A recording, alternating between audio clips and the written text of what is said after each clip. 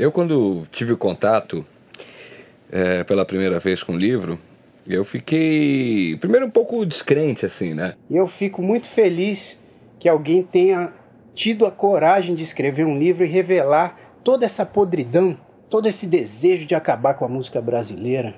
Eu era só para ser um apresentador. Eu era só para ser um ator. Mas não, inventaram que eu tinha que ser cantor. A primeira coisa que me chamou a atenção no Nil era a maneira como ele conhecia profundamente a música brasileira, né?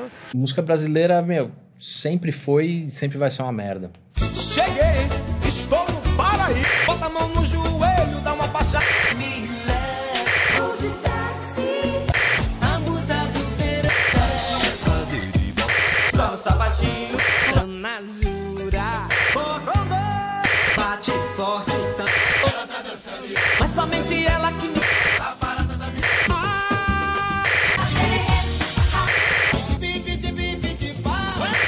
Chegando o Braga Boys, começa a dançar que é uma bomba.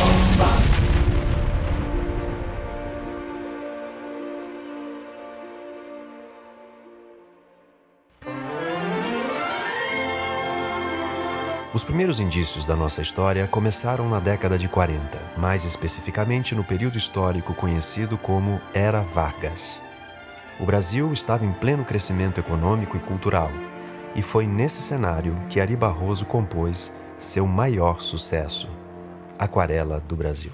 Brasil, é o Brasil. Em 1942, a música foi escolhida pelos estúdios Disney para fazer parte da trilha sonora do filme Saludo Amigos. E com isso, ela se tornou a primeira música brasileira com mais de 1 milhão de execuções nas rádios americanas. Que eu voltei americanizada. Logo depois veio o sucesso estrondoso de Carmen Miranda no exterior. O sucesso foi tanto que ela se tornou, na época, a atriz mais bem paga em Hollywood.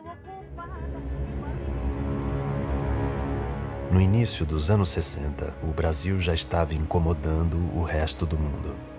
As grandes corporações e o mundo esportivo estavam espantados com o bicampeonato mundial de futebol. E agora, mais um fenômeno vinha do Brasil: a música brasileira. A gota d'água veio quando Frank Sinatra, o símbolo máximo da supremacia americana, chamou Tom Jobim para cantar em Nova York. Então a corporação secreta foi formada e o telefone vermelho retirado do gancho pela primeira vez. O início da conspiração. Objetivo: destruir a música brasileira. Estratégia: infiltrar agentes estrangeiros no meio musical brasileiro. Michael Sullivan is an American composer, and he was sent here to Brazil to perform a major influence in Brazilian music back in those days. O Michael Sullivan veio para cá e ele se sentiu sozinho. Ele olhou para um lado e para o outro e disse: cara, eu preciso de um parceiro. Eles mandaram um costarriquenho, falava muito bem português, né? O Paul Massadas. E aí aqui ele virou Paulo Massadas. Well, Michael Sullivan was proved to be a real smart move.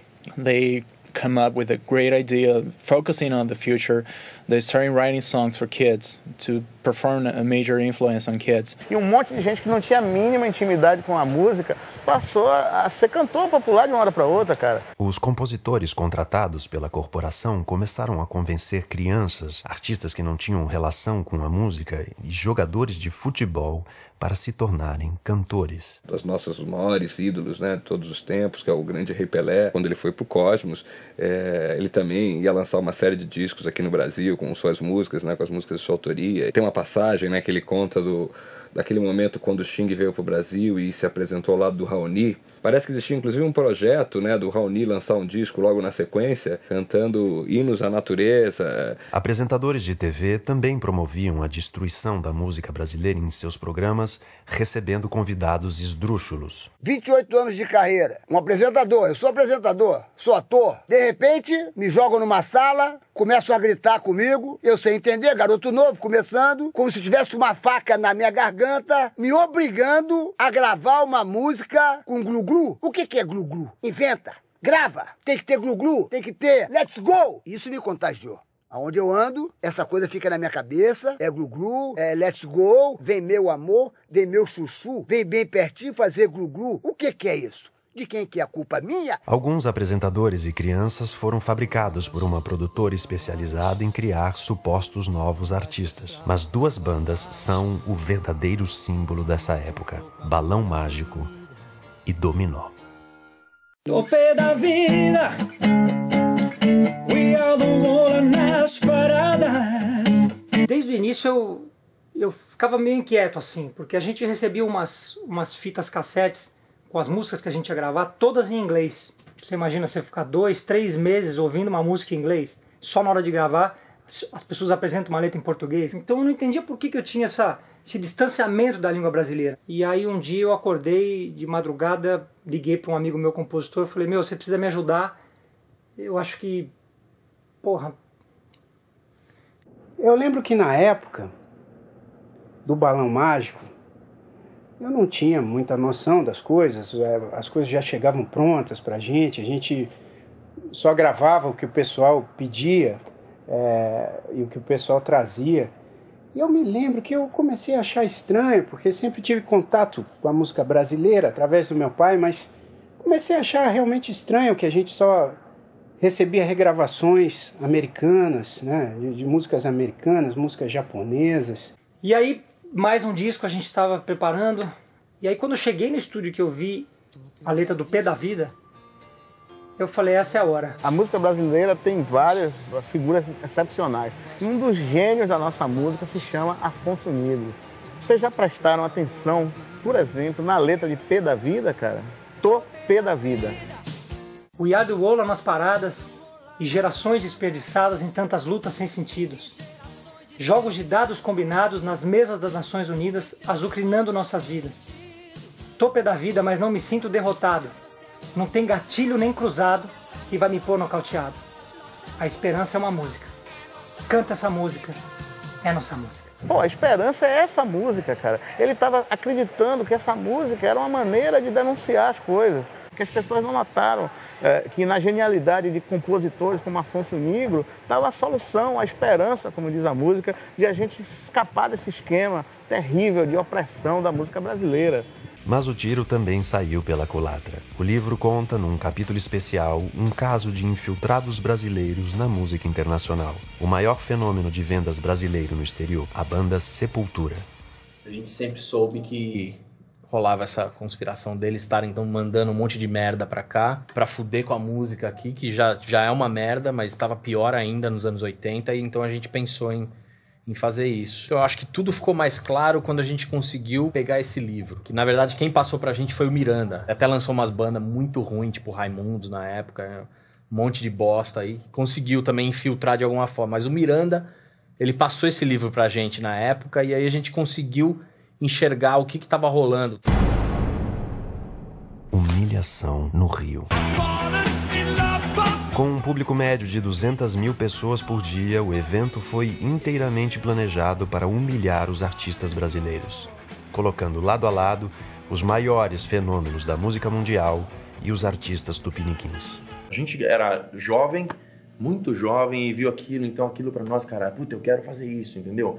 O Rock in Rio foi feito para mostrar que a música brasileira era inferior. A programação, as combinações, elas faziam parte do plano. Como é que você vai comparar a voz de um Herbert Viana com um Fred Mercury?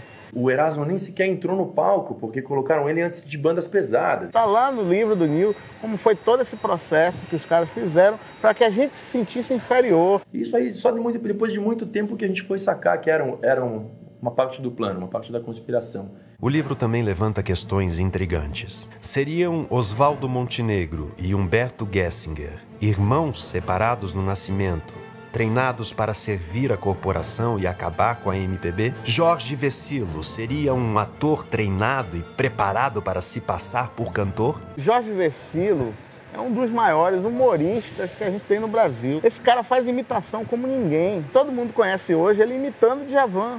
Mas ele não sabe imitar só Djavan, ele imita todos os cantores. Ele cantando com o Gal Costa, uma vez eu vi uma brincadeira no karaokê, eu pensei que era Gal Costa. Eu olhei e disse, é Gal Costa. Quando eu olhei e vi, era Jorge Vecilo. Depois de tantas questões, aqui está o mapa do Brasil com os nomes e as localizações de cada agente secreto. Rio Grande do Sul, Humberto Gessinger.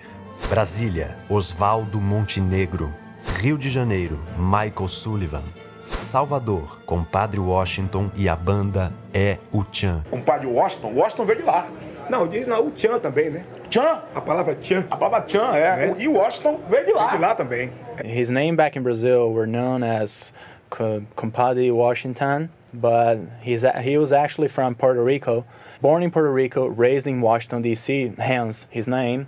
That was the kind of guy responsible for the years that came after that. Eu acho que a única coisa que o Neil errou assim, completamente na pesquisa dele, é quando ele vai lá, desqualifica a Axé Music como se fosse parte desse complô para destruir a música brasileira. Isso não é verdade. Se você pega, por exemplo, Jorge Ben, ou Jorge Benjó, e o cara canta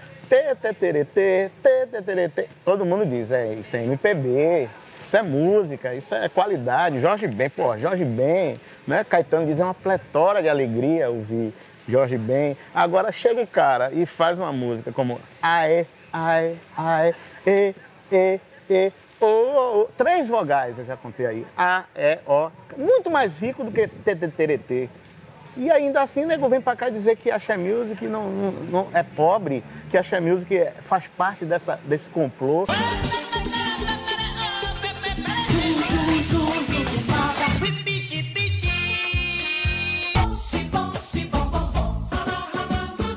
Em certos momentos ali do livro você consegue entender direitinho o porquê do axé ter entrado tão forte em rádio e, você abre a privada, tava tocando axé. As one would conclude that axé, according to the Yoruba language, meaning strength and power and everything good, but actually axé, or AXE, stands for America Exterminates Your Ears. Cara, eu sei de coisas assim que aconteceram, que o livro conta muita coisa, mas muita coisa o livro não fala. O livro não fala, por exemplo, que eles mandaram 60 pares de tênis Nike para o Luiz Caldas cantar Axé Music de tênis Nike. E aí o Luiz, cara, que é um cara íntegro, ele disse, não, eu não vou topar isso. E por isso é que o Luiz Caldas aparece cantando descalço. Eu vou falar aqui um cara que nem todo mundo talvez conheça, mas é uma das grandes potencialidades da música brasileira e que foi jogado no lixo, cara. Toninho Swing. Quando estava todo mundo valorizando essa coisa da ginga, da mulata, do requebrado, não sei o quê, o Axé Maneiro tinha outra proposta, cara. Os caras tinham uma música que falava da família, da integridade, da relação pai e filho, da relação de paternidade, do núcleo familiar, sabe? Não sei se vocês conheceram, eu vi a demo. Uma música fantástica, que ele dizia assim, a letra dizia assim, ei papai, maninha. A banda, em primeiro lugar, era uma banda muito entrosada, né? Era uma banda muito unida, que acreditava realmente no que cantava. E quando a gente lançou essa música aqui, papai, maninha, que é o nome da letra da música mesmo, o nome da música, que estourou, né? Estourou. E quando a gente viu, a gente estava numa sala escura, com uma luz em cima da cabeça da gente, sendo torturado psicologicamente por pessoas que a gente não conhecia, né?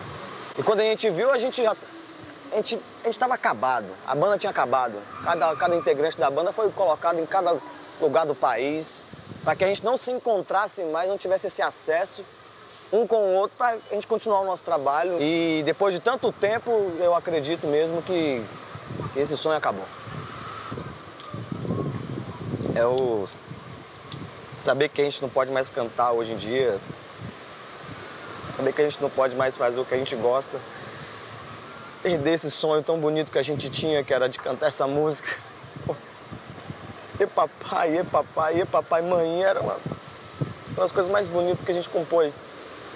E a gente perdeu isso tudo, sabe? Desculpa, eu realmente não consigo mais.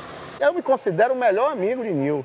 Mas eu acho que nessa parte ele errou completamente, porque Pô, a riqueza da Axé Music, cara... We are carnaval, we are folia. E Jorge Benjó, que riu de mim. Falou pra mim, Sérgio Malandro, ninguém entende suas músicas, culpados são os americanos, Benjó. E a tua, alguém entende? Alô, alô? W Brasil, Jacarezinho, Avião, cuidado com o disco voador. Tire essa escada daí, essa escada tem que ficar lá fora. Que escada? Do disco voador, do avião, do Jacarezinho? Da onde? Senão eu vou chamar o síndico, o Timaya, coitado do Timaya, botaram o Timaya nessa história. O que ele tinha a ver com essa história de disco voador, avião, Jacarezinho? Hoje o panorama é muito mais preocupante e parece não ter volta. A música brasileira encontra-se em total decadência. Os festivais da canção acabaram. As premiações deixaram de ter júri especializado para os prêmios serem julgados pelo povo já condicionado. 19 gravadoras estão falindo. O disco de ouro caiu de 100 para 50 mil cópias vendidas. Igrejas compraram cinemas, rádios e emissoras de TV. A MTV Brasil já quase não fala mais de música. Programas de comédia, modelos apresentadoras, programas de moda tomaram o lugar dos videoclipes. Músicos e cantores deixaram a música para viver da religião e outros empregos. Dezenas de lojas de CDs falindo por todo o Brasil e pelo mundo. Os adolescentes, ao invés de estudarem música em um instrumento musical, estão apertando botões de plástico nas guitarras de seus videogames. Nunca saberemos se o conteúdo do livro é verdade ou não. Mas, com certeza, uma pergunta fica no ar. O que foi que aconteceu com a música popular brasileira?